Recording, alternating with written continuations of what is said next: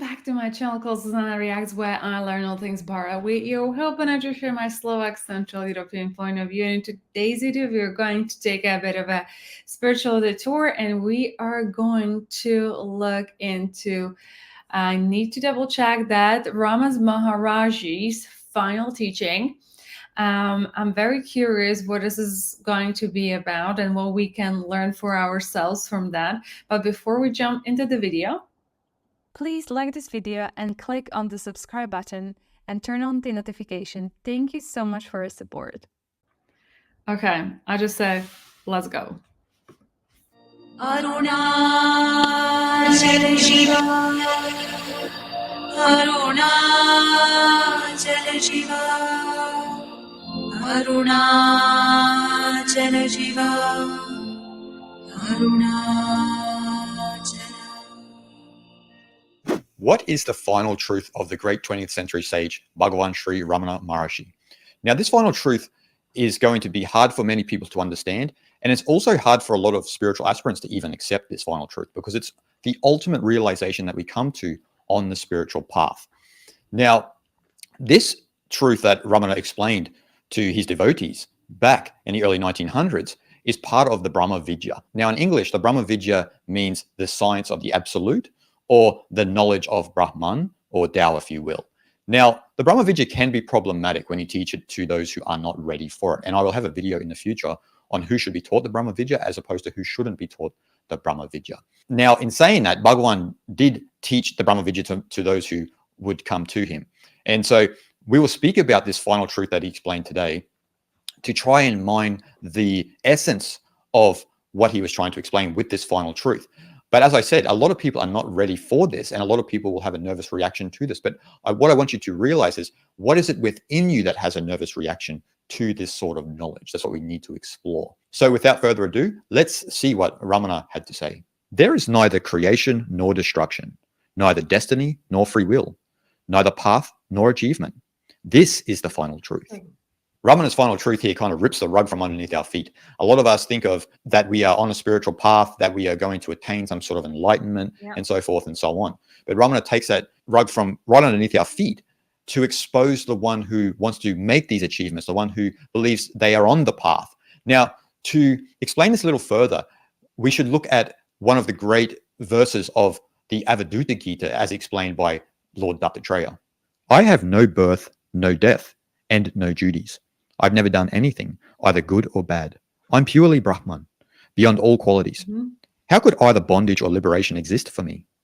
So you see, what we understand here is that from the Advaita Vedantic perspective and from the non-dualist perspective, which actually spreads across all of the non-dual schools, no matter whether they are in Hinduism, Buddhism, or Taoism, is we find that there's this ultimate reality that is all that there ever was, right? So it's not your life, so to speak, it's the universe's life, or in this sense, Brahman's life or Tao's life. And so what the Avadhuta Gita explained to correspond with the final truth of Ramana is that it's only the jiva that experiences birth, death, duties, etc. And so what I mean by jiva here in Sanskrit is the persona system, or the identity slash ego slash sense of self slash sense of agency.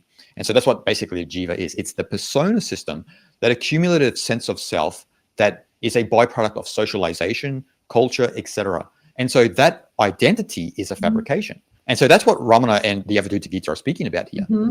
A lot of people have questions about, does free will exist? Or is there just the will of God, so to speak? But those queries are all an inquiry of the jiva. The jiva is inquiring into its own nature. Do I, as an ego, have free will? Now, from the non-dualist perspective, all that ever existed was Brahman. All that ever existed was Brahman. Maya, the illusion of reality, or the illusion of separation, that measurement of reality, that is what eclipses our view of Brahman, because we believe in this jiva, this identity. So we measure reality according to our conditioning. But Bhagavan always harped on about how there was only ever Brahman. Now, this is not new. Obviously, if we go back into the non-dualist schools, we find this within the early tradition of Advaita Vedanta through Shankara and Gaudapada. We also find it within the schools of Taoism with Zhuangzi and Lao Tzu. I mean, there's many schools of thought that coincide with this perspective of that there is only Brahman.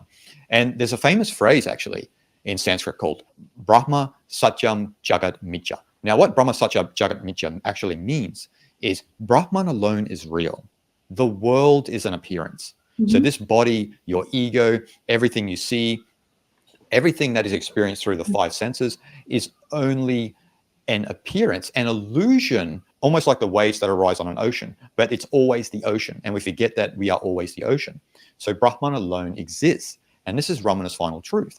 And so we have to get out of this habit of constantly identifying with our sense of persona, no matter what it is that we identify with. If you identify with anything, no matter what physical or psychological trait, then you are under the spell of Maya. And so Bhagavan was always trying to reorient our focus back to the self. Now, the self here, not a person, this is self with a capital S, which actually means undifferentiated consciousness, which comes from the Sanskrit Atman. So they translated Atman back in the day as this supreme self with a capital S. But a better translation actually is undifferentiated consciousness, which actually is identical with Brahman. And so that's what really exists within all of us. We are all Atman. The self alone exists. Okay, I'll stop here. I was about to write it down, but Atman, to me, and some of you that if you follow spirituality, help me out here because you would understand it from the Hindu perspective. To me, Atman now equals higher self. Am I right? Am I wrong? Let me know in the comments. Thank you. Because that is what it seems, at least from what he's describing. This is Ramana's perspective. The self alone exists. And as soon as you start identifying with certain traits and characteristics that you've accumulated, or an identity that you've accumulated, which dissects the world up into this and that, then you are under the spell of Maya and you have lost your connection with Brahman. And so this is the ultimate truth, right? This is the ultimate truth within spirituality. This is the Brahma Vidya, that only Brahman exists, only Tao exists. It's beyond all qualities. It's the Naguna Brahman, not the Saguna Brahman. Saguna Brahman in Sanskrit means with qualities. Naguna Brahman means without qualities. So Ramana really is kind of making a point to all of us spiritual aspirants and anyone in general about when we think we are on a spiritual path, we are going to experience liberation. We are bound. We suffer. Like the Avadhuta Gita said, how could either bondage or liberation exist for me? Now that's from the perspective of the Atman, from the Brahman. So it's only from the Jiva, right? The Jiva, our persona, our identity is the one that thinks we are bound, we need to be liberated, we suffer. And so this is the ultimate psychological approach to your spirituality. Instead of being so concerned of being on the spiritual path or attaining liberation or this and that, you can fundamentally realize you are the self right now. Enlightenment is only ever in the present moment. It could never be anywhere else. It's not at the end of a journey. It's in the present moment. And so that is what non-duality is always directing us back to that understanding that it's the jiva that lives in time. It's the persona that lives in this illusion of past, present, and future, as opposed to the Atman or the Brahman or the Tao, if you will, which is the irreducible essence of the universe, which is always eternally now. And from that place, you were never born, you will never die, you don't have anything actually to do. There's nothing you can do. That's all within the field of jiva. Your ultimate state of consciousness is Atman. And that is ever present, infinite. It can never die. It was never born. This is what a lot of us find hard to comprehend on the spiritual path, because we are so invested in ourselves as an identity on the spiritual path without ever realizing that. Even those people who think they are dissolving their ego are still in some sense possessed by the ego. And so you are verily Brahman. The universe is verily Brahman. As Ramana said, there is neither creation nor destruction. There was no universe that was created. There will be no universe that will be destroyed. It's all Brahman. That's all the play of duality, the play of Maya. But can we see the Brahman playing out within the world of forms? Can we bring our consciousness back to the ground of our being so we can feel that irreducible essence within our heart as us, doing us? So there is no debate of destiny or free will. These all equate to the jiva, to the persona system. They don't equate to the Atman, which is ever present, always, and was never born and can never die. Free will and destiny only apply to that element of ourselves that we call a jiva that is born within time that we identify with. But our true nature is not bound by destiny nor free will. It can only ever be in the present moment, and that's where it actually only ever exists. And so we need to come back into alignment with that to free ourselves in some sense from the prison of the identity, the ego, the sense of self. And it is a prison, and it keeps us hostage where we suffer. We continue to look through the lens of our own conditioned ego, and all of our conditioned egos are different. And so we are superimposing our conditioning onto a world which is pure.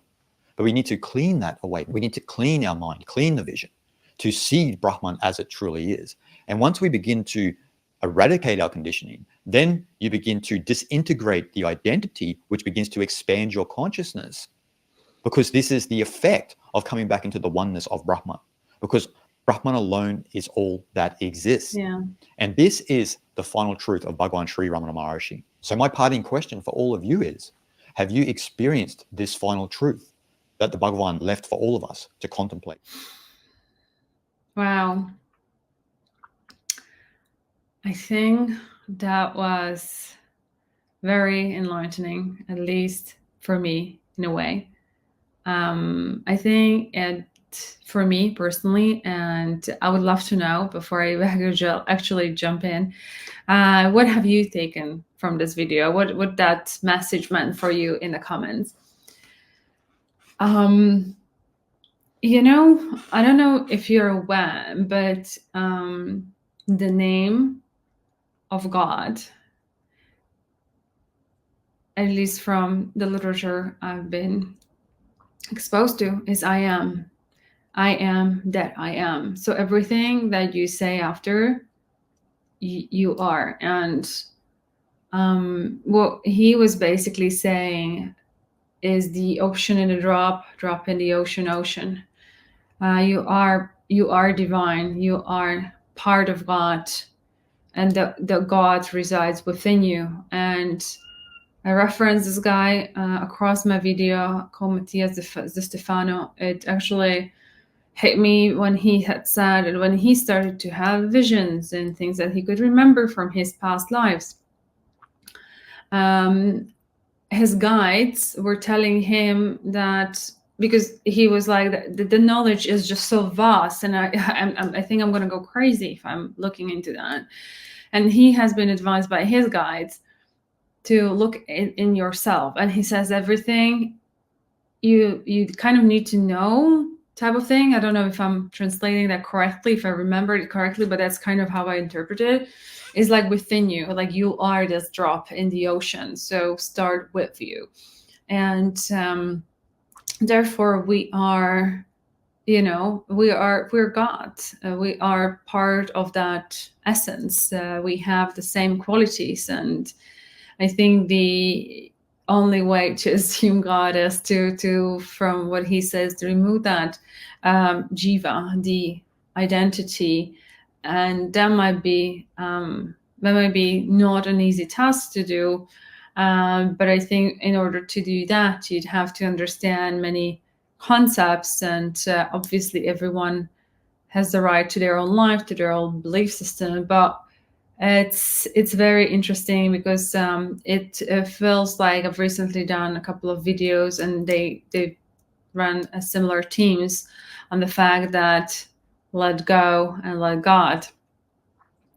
And but I think we are to consume with the identity that we've created, like I am Zuzana, I am from Slovakia, type of thing. I've been aware of this concept for way too long, and I believe that you're not your body or mind, and there is this higher self, which I believe. And if you could let me know in the comments, I feel like he was talking about one, and I think that's the same thing. And I was taught one by a person that they said, like, if you want to connect to the higher planes of existence, you should ask to connect to your higher self, and only for the positive reasons, because the spiritual world may not be that safe.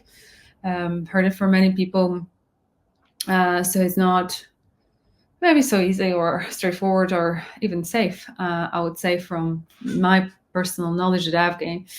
But it's an interesting concept nonetheless. And I think what actually really hit me personally, and I wonder what if there was something that resonated with you, was the concept of present, which obviously we're all aware of, and I've been aware of. I've been looking into these things for 20 years, right? So it's, I don't know, like I think the enlightenment right now really kind of hit me, and that is like, you don't go and seek it, it's already happened. And there's also an interesting concept, because if you look at the different spectrum at all, like if you look at, for example, concept of manifestation, a law of assumption, that is exactly what it teaches. I wonder where all these connections in my head stop, but it is really fascinating that you're basically nothingness in stems of Brahman. I don't know if I'm making sense to you guys, but I think there are certain things happening in my head, and I think you can access all the qualities as long as you know how to detach yourself from the ego. Very interesting. Very, very interesting video. A lot to ponder on for me personally. I think you can tell. And I think I'll just leave it at that. And thank you so much for watching. If you did enjoy this video, please give a thumbs up, share, like, and subscribe to this channel. And I'll see you next one. Until then, please do take care. Sending much love. Bye.